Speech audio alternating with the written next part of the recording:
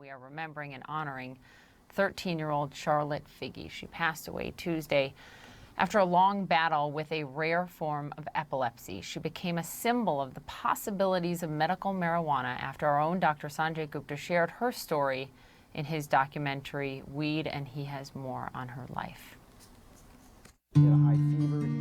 For the last 20 years, I have straddled the world of medicine and journalism. And in both professions, I'm always reminded, stay objective, do your best work, but don't get too close. But with little Charlotte Figi, that was impossible. She just had this way about her, that smile, that giggle, that just got you and captured your heart. Do you remember me? That was June 2019, the last time I saw Charlotte. Oh, wait, I had and she was doing great.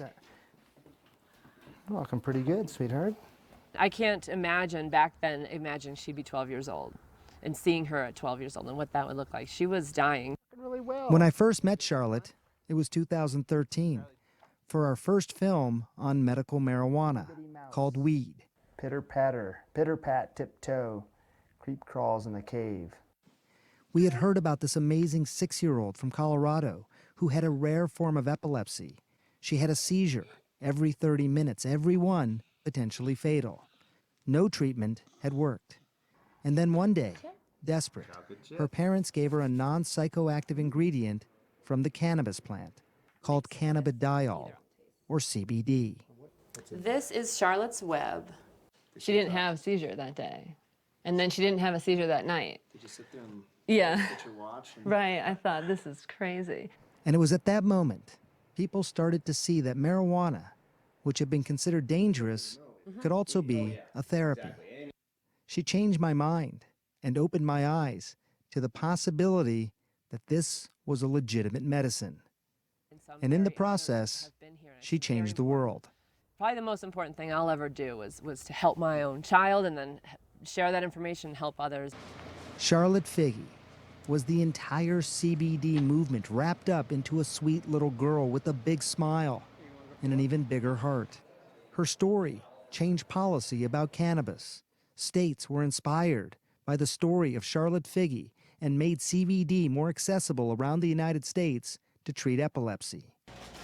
And in turn, scientists around the world wanted to study Charlotte's special CBD oil, research that before Charlotte, no one really seemed that interested in doing. I was begging researchers and physicians to work with us and help us understand the phenomenon that we were seeing, and they absolutely wouldn't even talk to us. We were laughed out of rooms. Now they beg to research our product. She's happy and outside, and this is her jam. Charlotte lived her short life to the fullest.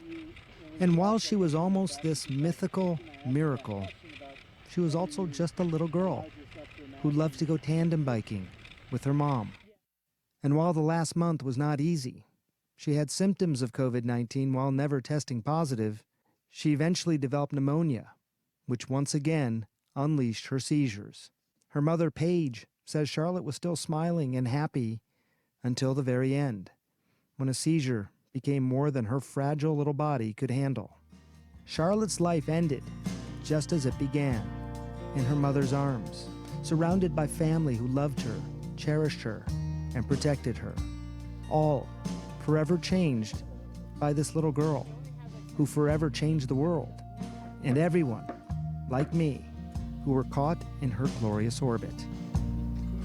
Please rest in peace, Charlie.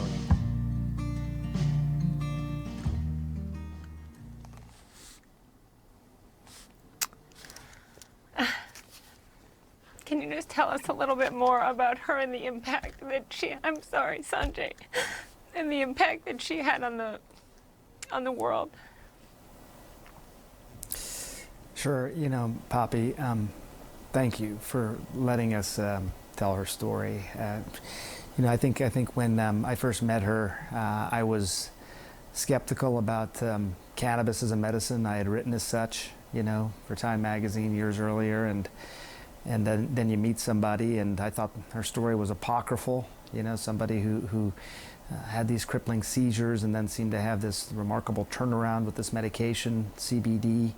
And then I started, looking all over the world, scientists in different labs, and finding patients all over the world who had stories just like her, thousands and thousands of people.